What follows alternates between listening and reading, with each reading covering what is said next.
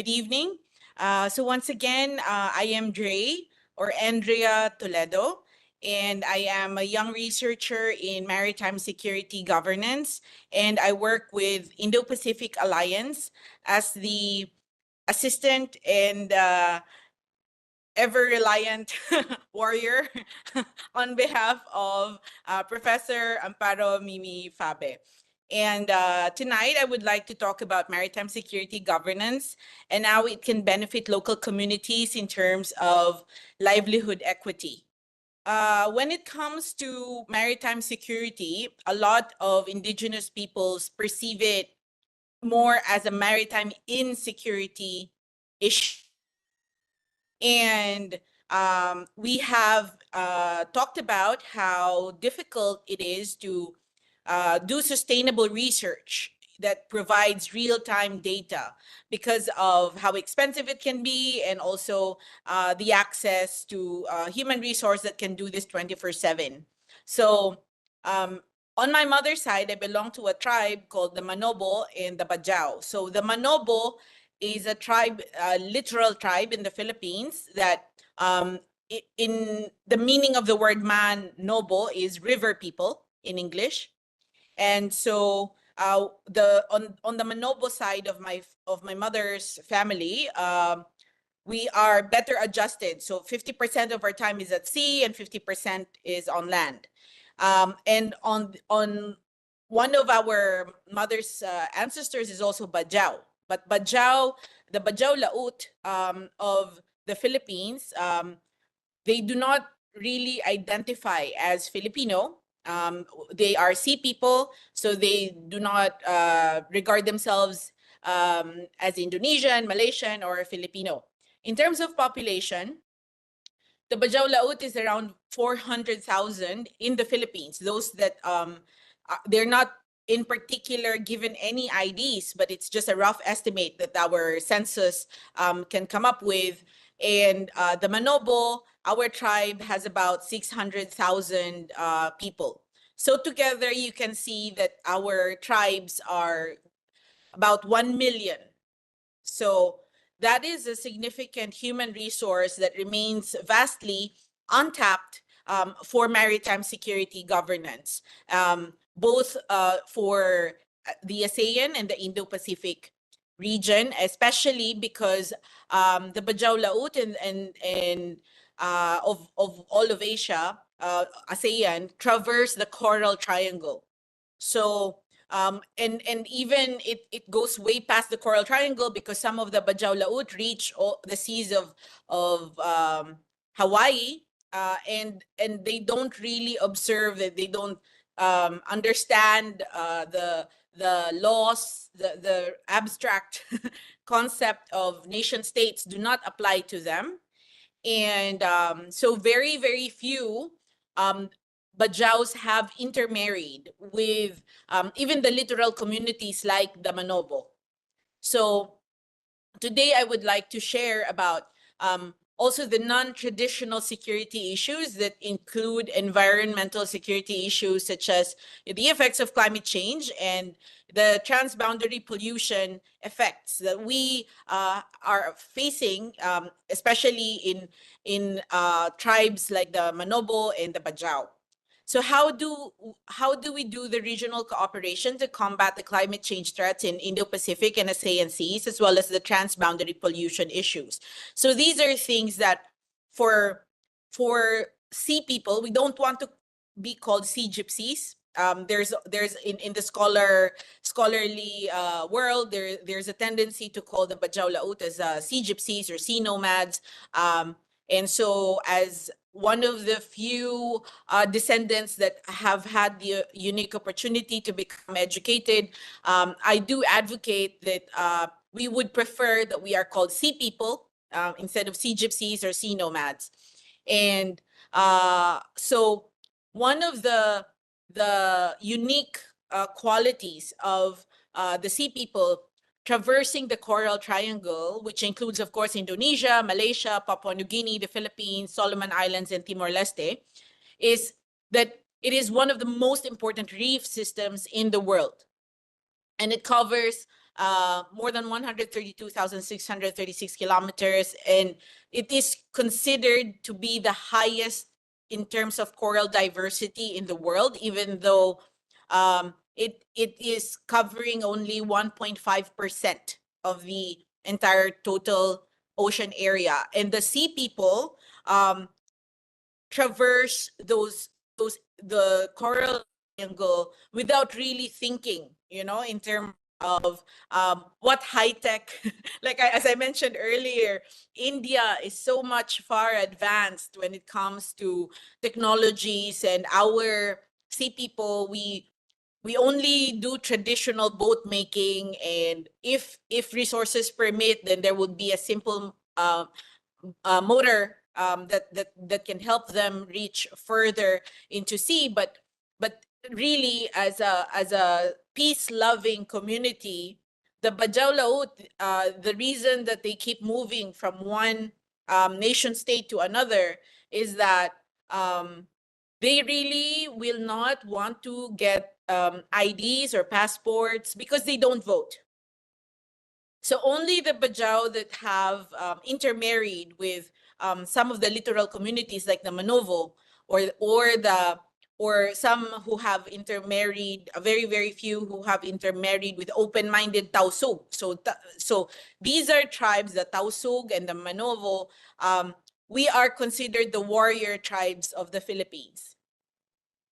And so earlier we were told, I saw that Commander Das also mentioned about the coastal warriors, and I smiled from ear to ear, because we are referred to as the warrior tribes. And of course, given the modern definition of terrorism, and a lot of the tribes are really not aware about how all these definitions impact the warrior culture of such tribes as the Manovo and the Tausug.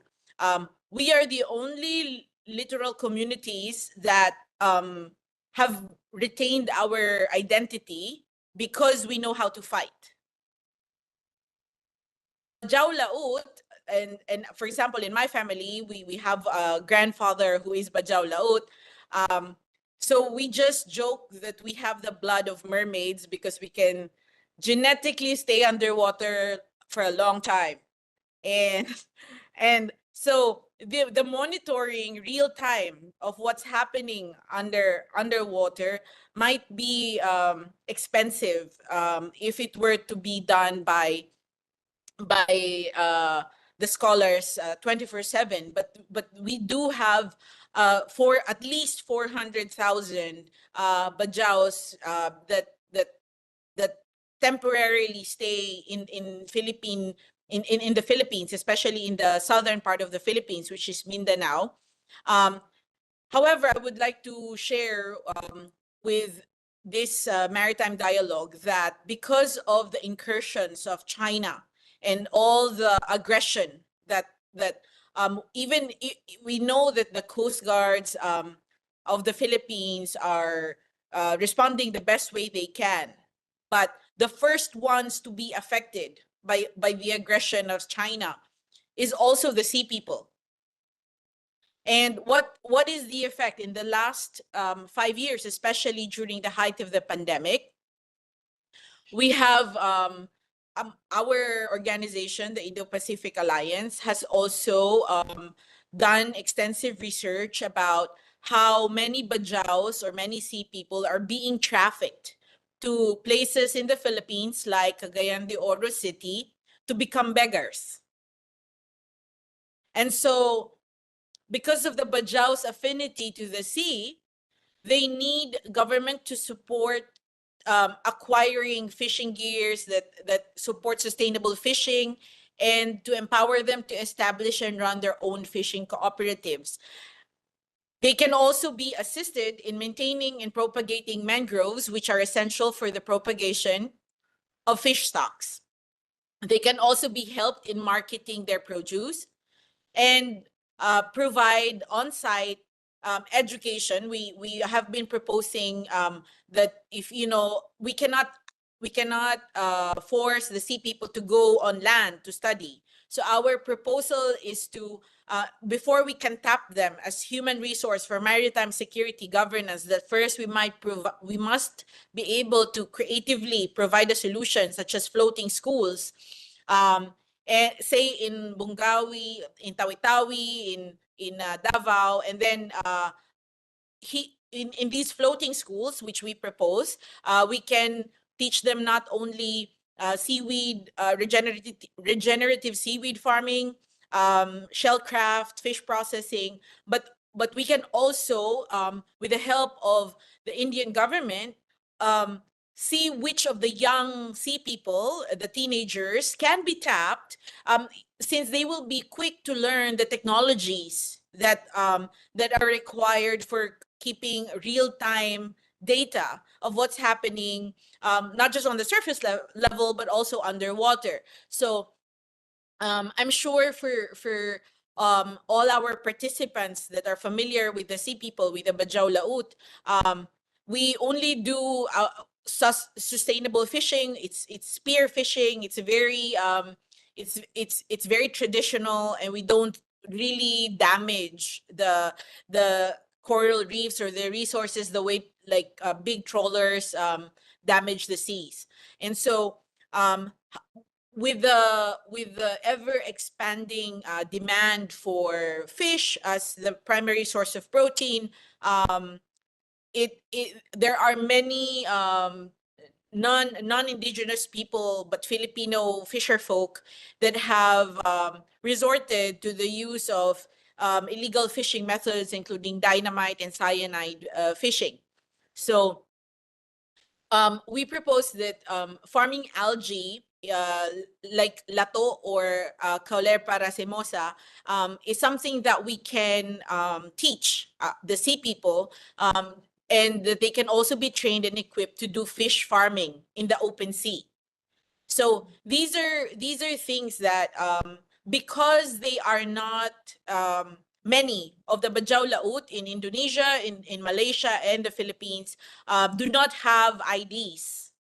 They refuse, even if the governments will try to give them IDs.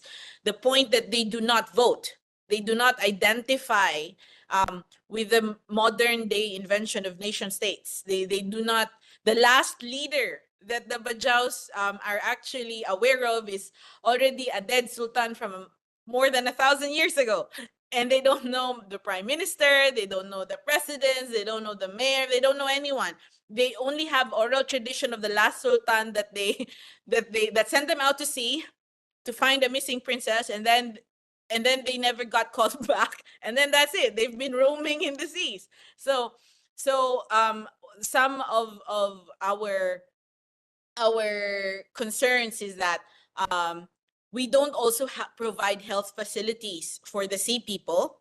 And so these are the things that prevent them from being properly tapped as a very strategic human resource for Indo-Pacific, for the India and Philippines, and the entire Indo-Pacific, collaborating, cooperating in really sustainably helping our sea people, but at the same time, we always think in terms of it's as if it's the civilized world that's helping them, you know. But in fact, with over 400,000 just in the Philippines, so we're talking about more than 2 million that span across like Indonesia, in Malaysia, in the Philippines, and they just don't want to go to war. They're not warriors. They're not like the Manovos, the um, the Tausugs that are willing to kill, for territory. The sea people, unfortunately, the Bajaus, they will just drift to another place, and then another place, and then another place. So imagine, my proposal here is that, imagine all the technology that India has. And of course, the hallmark of great technology is its simplicity. That any human being with two thumbs and can operate a smartphone, can efficiently learn with enough mentoring how to use it. So I am very optimistic that with the golden age of partnership between India and the Philippines, that we can do so much, because um, our solutions in the Philippines can be considered very primitive. We are not as unfortunately, we are not as brilliant as the Indians when it comes to technology. I mean, we are very good with going to war, you know. Uh, you can rely on human resource for that, but when it comes to developing technologies, we really need help. And so what is also bothersome to, and I would like to note, is that the human trafficking of the bajaus that I mentioned earlier, especially to places that are very far away from the sea, and we know that the sea people are very much connected to the very core of their being. They are connected to the sea, but the reason that they, for the first time, it's unheard of that the sea people, that the Bajau Lauts will allow themselves to be trafficked as beggars. It's a phenomenon that only happened during the pandemic, especially in the last 5 years. This is a very new phenomenon. Why? Because they are the first ones to be rammed by the Chinese vessels. So it's no longer we're not the Coast Guard might have better boats, but we're talking about small boats. And so because they cannot really and there is no way that they can testify anywhere, because they don't have cameras, right? All you have are testimonies of people with no IDs. So imagine equipping them with the technology to even just document, what's happening to the sea people while traversing the Coral Triangle. That's a massive source of information, of data, that we can also use for maritime security governance. And perhaps also the at the very crux of making any initiative truly work is that there is a dearth or lack of availability among educated people who are sincerely willing to unite and cooperate in helping not just the Bajaus but the sea people in general. And this is because there is like a perception that the sea people are unhygienic, uneducated, that we are, and obviously, as you can see, it's not true. Some of us, I mean, my mother was able to get out of that stereotype by getting access to education, but that's very rare.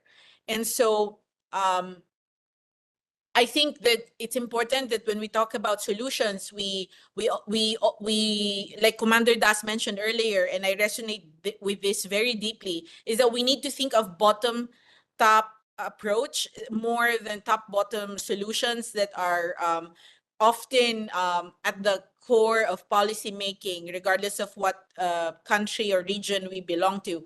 And I think that imposed development on the sea people, on the Bajau Laut, must be avoided, and that consultation is vital. We have to first ask, every member of the sea people of the Bajau Laut communities to know what do they really want, because first of all, they don't like money. They don't have use for currency because they don't have IDs. They only value if we can provide nicer boats, even if they're small, and if we can teach them how to maintain such small boats and use the monitoring, the surveillance technologies that will be on the boats. So these are the things that they will be open to accepting, because it will not force them to change their lifestyle and their way of life. So I think that first we must start with the heartfelt and expressed aspirations of the sea people when we conduct such consultations, and that we also, as scholars, we have to be aware of the initial can't do's, like the skills and the resources, and the won't do's of the sea people, like their perceptions, attitudes, and fears as bajaus.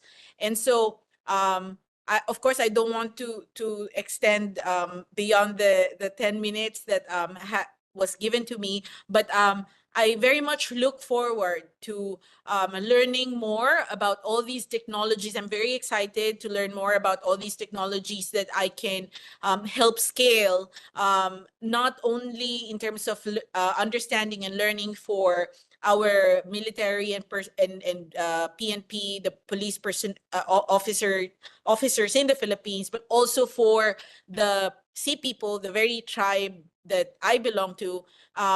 And because I am confident that if the problem of India, Philippines, and the entire ASEAN Indo-Pacific region is human resource, well, we have over 400,000 in the Philippines alone waiting to be tapped. And the manobos are 50% at sea. And so if we need warriors, sea warriors, to help the